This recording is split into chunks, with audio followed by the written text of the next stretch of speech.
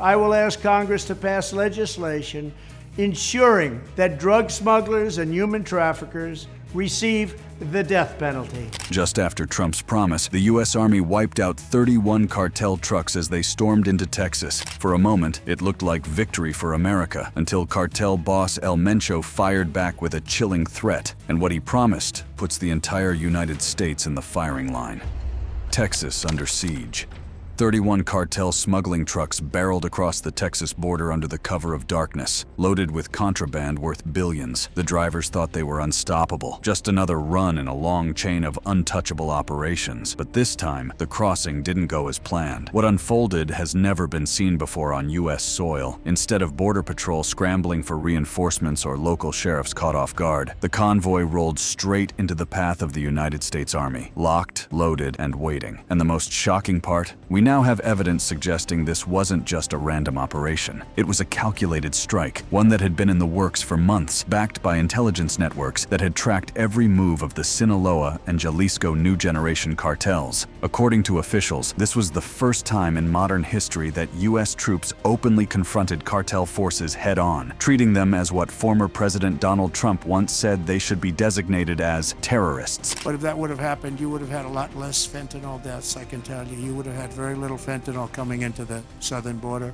Last week, I also signed an order that will designate the cartels as foreign terrorist organizations. Think about that. Terrorists, not gangs, not criminal syndicates, but foreign terrorist organizations. That single reclassification changed everything because it meant the U.S. military had the green light to act with the same overwhelming force it would unleash on Al-Qaeda or ISIS. And when those 31 trucks rolled across Texas highways under cover of darkness, they drove straight into the teeth of America's war machine. But here's where it gets even darker. Sources claim this wasn't just about stopping drugs, it was about sending a message that America is done playing defense, that the days of cartel dominance are over, or at least that's what they want you to believe. Because behind this spectacular military operation lies a tangle of political maneuvering, election year promises, and a border crisis spiraling out of control. To understand just how explosive this is, you need to grasp the scale of the cartel stranglehold. According to Homeland Security and DEA reports, cartels rake in tens of billions of dollars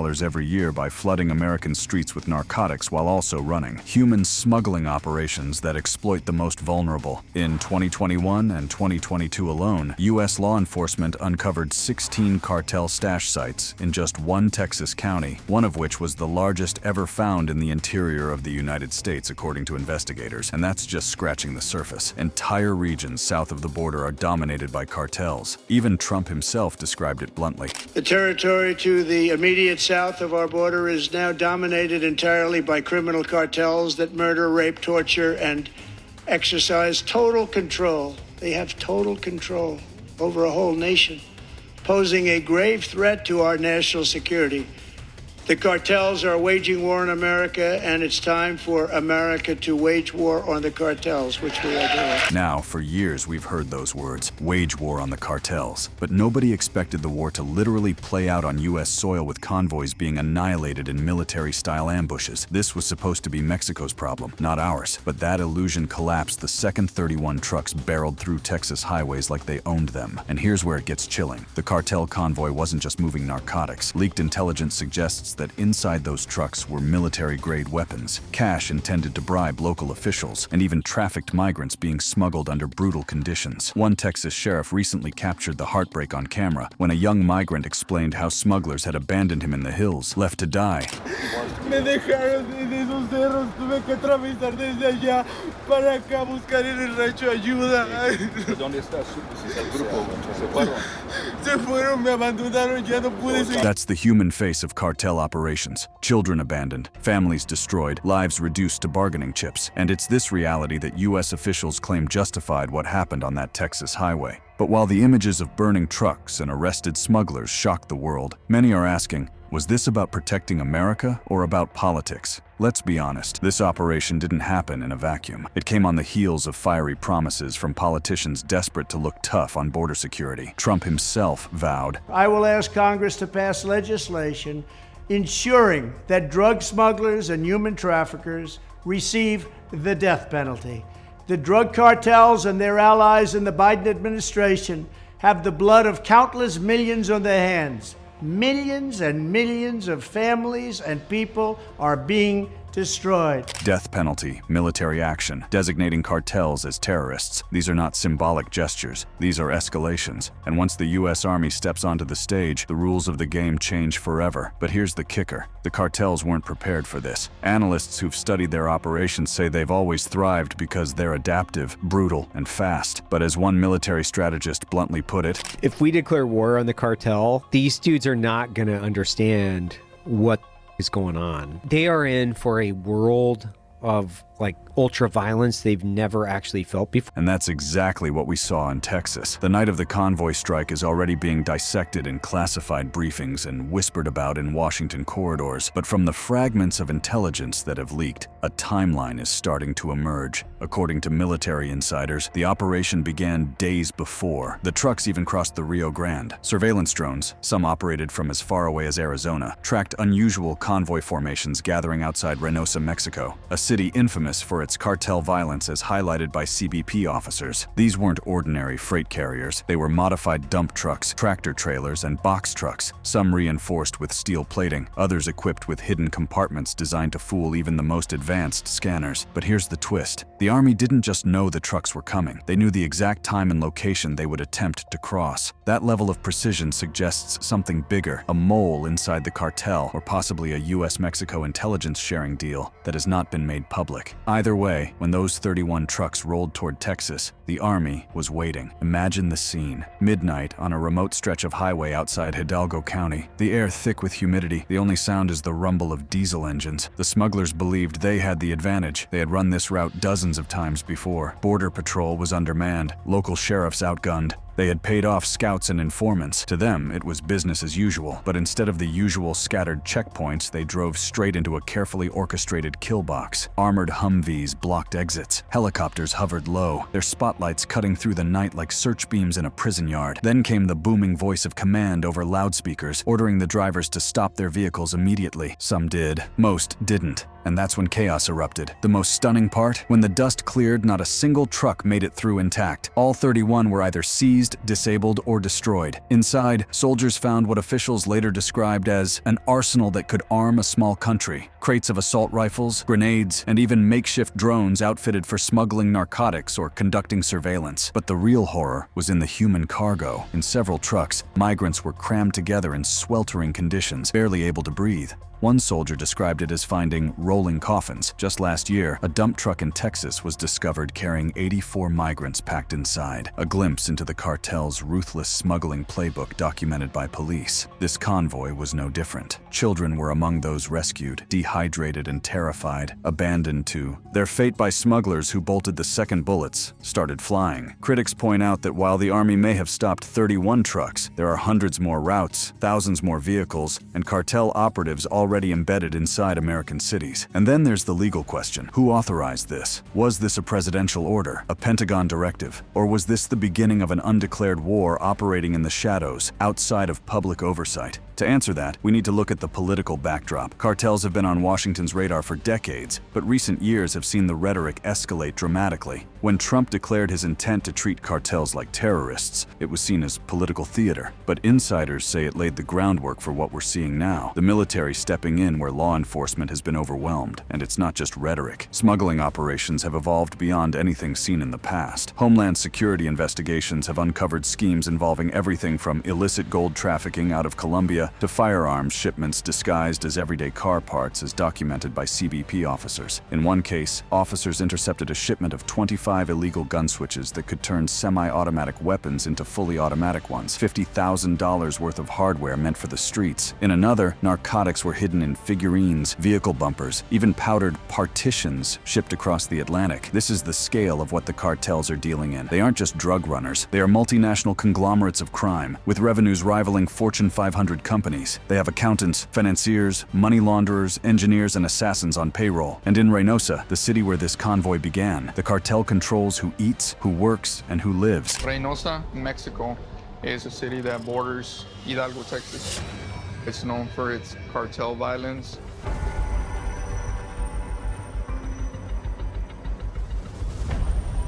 You control the border, you control the money, and if I can do anything to stop the influx of narcotics into this area.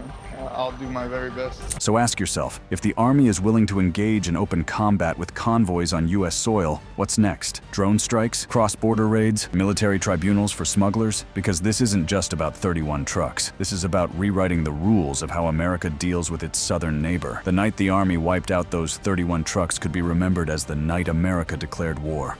America strikes back. The morning after the U.S. Army wiped out those 31 cartel smuggling trucks in Texas, Washington was in full damage control mode. Images of charred vehicles and heavily armed soldiers standing over captured contraband had already gone viral on social media. The hashtags #cartelconvoy, #TexasStrike, and #ArmyAtTheBorder trended within hours. And while some hailed it as the moment America finally fought back, others saw something terrifying. For Trump and his allies, this was vindication. They had warned for years that cartels weren't just criminals, but terrorists in disguise, and now the Army's actions seemed to prove them right. Supporters flooded rallies and online forums, demanding more operations, more soldiers, more firepower. Some even cheered the idea of using drones and special forces to hunt cartel leaders across the border, treating them like bin Laden in Abbottabad. This raises the question that no one in Washington wanted to answer. If the U.S. Army is now directly engaged on American soil, where does the law end and the battlefield begin? Legal scholars were quick to point out that the Posse Comitatus Act, a law meant to prevent the military from enforcing domestic law, had just been bent, if not broken, beyond recognition. To many, the 31 trucks weren't just a convoy, they were a precedent. And the cartels? They wasted no time responding. Within days, intercepted communications revealed cartel operatives planning retaliatory strikes against American targets, not just at the border, but deep inside U.S. cities. Former DEA officials warned of a chilling scenario: cartel gunmen assassinating local sheriffs, detonating car bombs outside courthouses, or even targeting military families in revenge. For decades, the unspoken rule had been simple: keep the bloodshed south of the Rio Grande. The Army's strike may have shattered that deal. In cartel strongholds like Reynosa, whispers turned into open threats. One cartel lieutenant, speaking on encrypted channels later leaked to journalists, declared, "If the gringos want war, they will have war, but it will not be on their terms." Analysts warn that these organizations are not ragtag gangs. They are paramilitary forces with armored vehicles, rocket-propelled grenades, and billions in resources. If pushed, they could turn northern Mexico, and perhaps parts of Texas, into a battlefield reminiscent of Iraq. And yet, Washington seems split down the middle. On one side, hardliners argue this is the only language cartels understand. They point to decades of failed interdictions, billions wasted on drug wars, and rising overdose deaths as proof that playing nice has failed. On the other, critics warn that militarization risks creating exactly what America fears: a forever war spilling across its own border, dragging civilians into the crossfire. But here's the shocking undercurrent few are talking about. Some insiders claim the cartels knew they were walking into a trap, that the convoy wasn't just intercepted, it was bait, a sacrificial show of force designed to test America's response, to see whether the Army would take the bait and cross the Rubicon into open conflict. If that's true, then the 31 trucks may have been just the opening move in a much larger chess game. Already reports are surfacing of cartel infiltration inside the U.S. military and law enforcement. In some cases, former soldiers, highly trained, disillusioned, and lured by cartel paychecks, have allegedly been working as trainers for cartel hit squads. If the Army escalates, the cartels won't just be fighting with smuggled rifles. They'll be fighting with tactics learned from America's own veterans. And let's not forget the money. Cartels aren't just armed gangs. They're businessmen, flush with billions from narcotics, gold smuggling, extortion, and human trafficking. That financial muscle means one thing: they can outspend and outlast any crackdown. Bribes, propaganda, infiltration, their toolkit is vast, and they're ready to use it. The strike on the 31 trucks didn't just rattle Mexico's cartels, it rattled the very foundations of U.S.-Mexico relations. Within hours of the operation, Mexico's president went on national television, blasting the United States for what she called an unprecedented violation of sovereignty. She demanded answers, compensation, and most of all, assurances that this would never happen again. But here's the uncomfortable truth: Washington couldn't give those assurances, because the Army's success in Texas had emboldened hardliners who wanted more, not less. That idea horrified Mexico City. But behind closed doors, U.S. intelligence agencies whispered what many already suspected. Elements of the Mexican government were so deeply infiltrated by cartels that relying on them to act was a fantasy. Billions of dollars flow through these networks every year, and too many officials, judges, police commanders, even mayors, have been bought. So if Washington wanted results, it would have to act unilaterally. And that's exactly the narrative Trump's allies began pushing. You don't need Mexico's permission to strike them, you just strike. That framing hit home with a base already furious about rising fentanyl deaths. After all, fentanyl has become the leading cause of death for Americans aged 1845, and much of it flows directly from cartel labs in Mexico to grieving families. The Army's strike wasn't controversial, it was justice. They didn't want debates about sovereignty or international law, they wanted action. But here's where the backlash grew dangerous. Civil liberties groups began warning that treating the border like a battlefield would have consequences far beyond cartels. If the Army can open fire on smugglers in Texas, what happens when intelligence suspects a cartel safehouse in Phoenix or Houston? Do tanks roll into American suburbs? Do drones hover over U.S. cities? The more Washington blurred the line between law enforcement and warfare, the more ordinary Americans risked being caught in the middle. And as if on cue, the cartels began escalating their own message. Weeks after the Texas strike, security cameras in border towns caught convoys of armored cartel vehicles parading openly through Mexican streets, mounted with machine guns, painted with cartel insignias, and escorted by men in tactical gear. The message was clear: we're not afraid.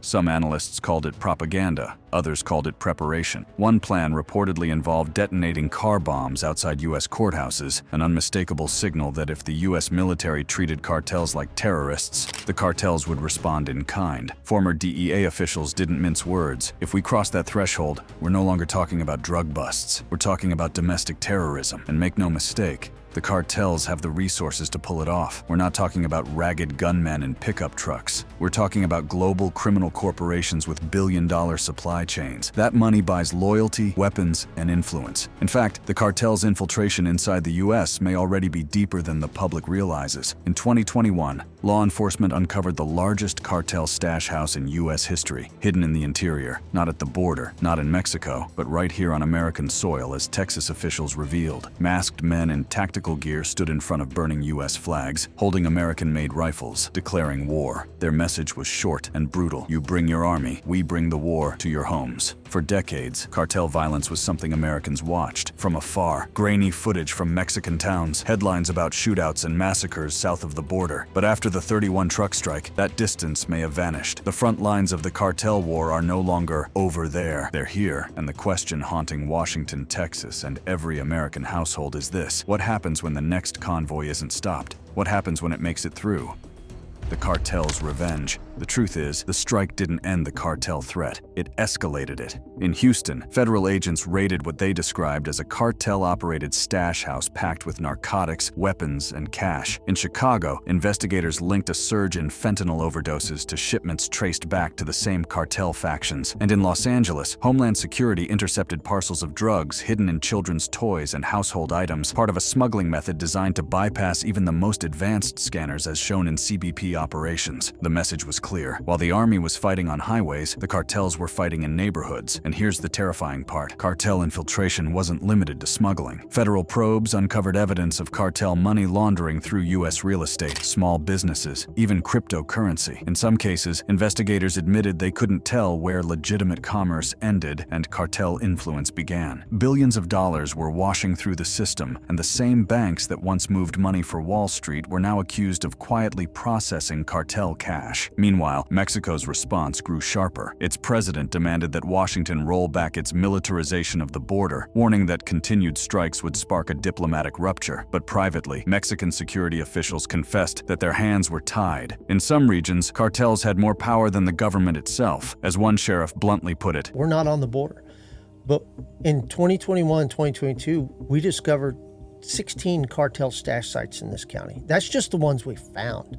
We had the largest known cartel stash site in the interior of the United States history. Think about that. Entire stash networks, bigger than anything found before, operating in plain sight. And if the Army thought a highway ambush would scare them off, the reality proved otherwise. But here's where things spiral into nightmare territory. Cartel retaliation wasn't just a possibility, it was already happening. In Texas, local police reported a surge in ambush-style attacks on officers near the border, car chases ending in gunfire, roadside bombs planted along rural highways, highways. In Arizona, cartel scouts used drones to track law enforcement patrols, feeding real-time intelligence back to smugglers. And in California, a chilling discovery, cartel hit lists circulating on encrypted apps with the names of sheriffs, prosecutors, and even journalists. Suddenly, the Army's triumph looked less like a victory and more like the opening shot of a war America wasn't ready for. And Washington, divided, paralyzed, and increasingly desperate. Trump's camp demanded all-out war, airstrikes, raids, even the deployment of special forces units into cartel strongholds. Biden's administration tried to calm the storm, framing the convoy strike as an isolated operation, but the truth was leaking out. Intelligence reports warned that cartels were preparing revenge attacks inside the U.S., and once the first blood was spilled on American soil, there would be no turning back. For ordinary Americans, the impact was immediate. Border towns saw checkpoints turn into militarized zones, with soldiers in full combat gear patrolling streets once filled with families. Civil liberties groups warned of creeping authoritarianism, but for many residents, fear of the cartels outweighed fear of the government. When asked whether they supported more Army involvement, one Texas rancher put it simply, "If it keeps my family safe, bring the tanks." And yet, history teaches us that wars fought in shadows rarely end cleanly. Just as the war on terror transformed global politics for a generation, this new war on cartels could reshape America itself. Surveillance expanded, military powers stretched, civilian casualties mounted, all while the cartels adapted, shifted, and struck back. First came the warnings, cryptic, chilling messages spray-painted on walls in Mexican border towns. "We will not forget Texas." Then came the videos, masked men promising retribution, their rifles glinting in the desert sun. But soon, the threats turned into action. In the weeks that followed, reports of retaliatory violence began trickling in. In Brownsville, a sheriff's deputy was ambushed while patrolling a rural road, his vehicle riddled with bullets from an AR-15. In Laredo, cartel scouts were spotted using drones equipped with cameras, mapping U.S. military positions along the Rio Grande. And in Phoenix, DEA agents uncovered what they described as an active cartel plot to detonate a car bomb outside a federal courthouse. Officials scrambled to downplay the incident, calling it speculative intelligence, but leaked documents told a different story. The cartels were planning urban terrorism. And if you think that sounds extreme, remember this: cartels already operate like insurgents. They field convoys of armored trucks. They wield grenade launchers, .50 caliber rifles, and military-grade drones. They've assassinated politicians in Mexico, wiped out entire police units, and even downed helicopters. The only reason America hasn't felt that same level of carnage is because, until now, the cartels had no incentive to bring the war north. The 31 truck strike may have changed that calculus forever. Even inside Washington, whispers of panic began to surface. Intelligence officials privately admitted that cartels had networks inside U.S. cities, not just for drugs, but for logistics, weapons, and money laundering. In one raid, CBP agents discovered dozens of illegal gun switches that could turn semi-automatic pistols into fully automatic weapons, as shown in CBP seizures. Those weapons weren't meant for Mexico. They were meant for America, for the streets. And here's where the nightmare deepens. The cartels don't just rely on guns and smuggling. They rely on corruption. Former investigators have warned that cartel money has seeped into everything from small-town sheriff's offices to major banks. If they can't outgun America, they'll outspend it. Bribes, intimidation, blackmail, tools just as powerful as bullets. And the scariest part? Some insiders believe they've already infiltrated U.S. agencies tasked with stopping them. That means when the Army struck those 31 trucks, it wasn't just a battle. It was a declaration of war against an enemy already inside the gates. Meanwhile, the American public was growing restless. On one hand, families devastated by fentanyl overdoses demanded more military action. They pointed to Trump's vow that smugglers should face the death penalty. For them, the Army's strike wasn't nearly enough. It was just a beginning. But on the other hand, civil liberties advocates painted a terrifying picture of where this road leads. They warned of a future where military checkpoints become permanent on American highways, where surveillance drones fly over U.S. cities, where due process is replaced by counter-terrorism measures. They asked the uncomfortable question: if the Army can wipe out 31 trucks today, what stops them from targeting American citizens tomorrow, accused of cartel ties but never given their day in court? And in the middle of it all, ordinary border residents caught between two firestorms, ranchers in Texas describing their land as a no-man's land, mothers afraid to let their children walk to school without passing armed soldiers, entire towns transformed into militarized zones. For them, it wasn't a political debate, it was survival. But perhaps the most chilling revelation came from military insiders who admitted that the Army's strike on the convoy may not have been the endgame. It may have been the test, a dry run, a show of force to see how the cartels, Mexico, and the American public would respond. And if that's true, then the U.S. military isn't preparing to retreat, it's preparing to escalate. Escalation means raids across the border. Escalation means drones circling cartel cartel compounds in Mexico. Escalation means treating Mexican soil like Afghanistan in 2001, and if that happens, the fragile US-Mexico relationship could collapse overnight, dragging both countries into a war neither wanted, but both now seem unable to avoid. And the cartels? They've already promised their response. One chilling cartel message intercepted by law enforcement was blunt. If you treat us like terrorists, we will act like terrorists. That's the future America now faces. A future where the war on drugs isn't fought in secret, in shadows, or in courtrooms, but out in the open, on highways, in cities, in neighborhoods across the country. And the most haunting question of all, when the next convoy rolls into Texas, or Arizona, or California, will the Army be ready, or will America be blindsided again? Thanks for watching. If you found this video informative and interesting, be sure to check out other similar and amazing videos on the screen. See you in the next video.